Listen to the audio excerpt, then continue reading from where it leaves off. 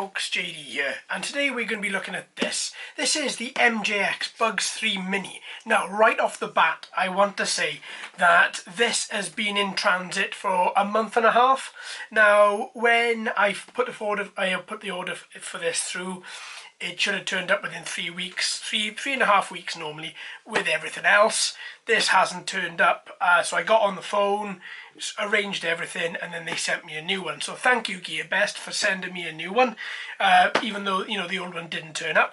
But still, it's excellent to know that their customer services is very good. So I just wanted to give them a little shout out now. So what do we have? We have the Bugs 3 Mini. Let's open this up then and have a little look inside. Now, let's open everything there. What have we got? So, okay, we've just got that. There's nothing left in the box. This is quite nice. Open that up. There's the quadcopter. Okay, so let's get everything out and then we'll have a look at everything individually and see exactly what it is that we get for our money with this. Okay, so here is everything. So then let's have a little look at this. Now, anybody that has seen the full-size Bugs 3 will know this is styled extremely well.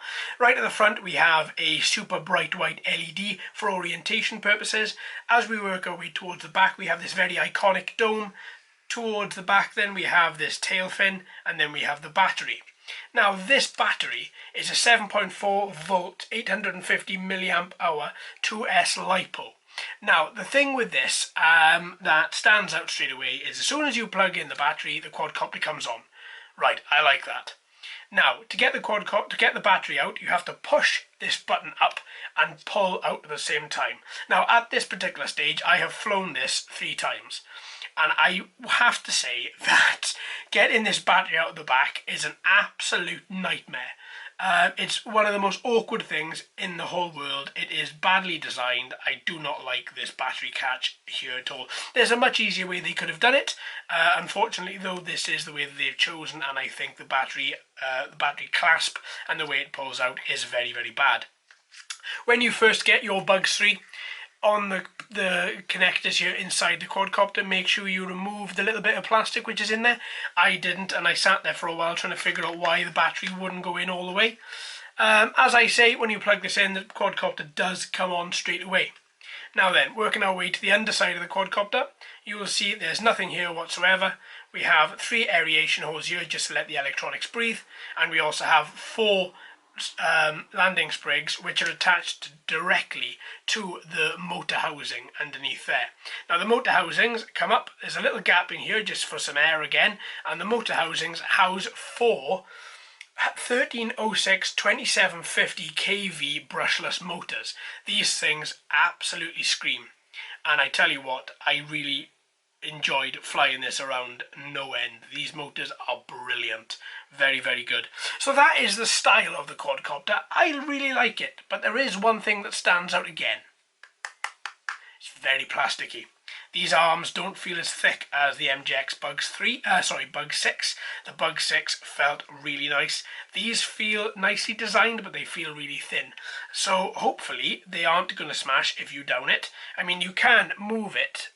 See? So they're not really that thick, but there is only one screw holding in the propeller arm to the body. Holding in the top of the quadcopter to the propeller arms. But still, that much motion, that's quite a lot. I'm not really putting a lot of power behind that at all. So there we go. I like it. I really like the style of it. I love this dome. That's super aggressive, very angry, but again, very plasticky. Oh well, we'll have to see how it does when we take her out for our flights. So let's put this, before we put this to one side, let's look at its weight. So I'm thinking this is going to be under the 250 gram limit. And it is. It's 183 grams. That is brilliant news, which means that if you didn't get the camera version like I didn't, then you can also pop a nice little camera under there and you're still going to be under the 250 gram limit. That's excellent. So that 183 grams, that is your flying weight with your battery as well. So that's everything that you're going to need. Perfect. Let's put that to one side. Let's look at this transmitter. Now, a very standard transmitter, as we have seen. Now we have our standard left and right analog sticks. As you can see, we don't have any altitude hold with this particular copter. Likewise, we didn't have with the MjX Bugs 6 either. This is more of a racer sort of design, so therefore there's no altitude hold whatsoever. On and off switch, we have our roll, pitch and yaw trims there as well. We also have, if you get the camera version, you've got take photo. Then you have first speed mode and second speed mode, so low and high. Now, when you turn on your transmitter, make sure you're holding down the padlock button. To start the motors, you click the padlock. To stop the motors, before you advance to the quadcopter when you've downed it, click and hold for a couple of seconds. Then the motors will stop and the motors will lock themselves as well. Then you've got this light at the end. This is to turn your LEDs on or off. Now, there is something very special about this. You get two flight modes, angle and acro. Right then, straight off the bat, acro mode isn't gyro stabilised at all. So when you are flying, if you go one way, you have to pull it back in order to straighten up the quadcopter. So if you go forward, you have to let go and pull it back until you can straighten the quadcopter up.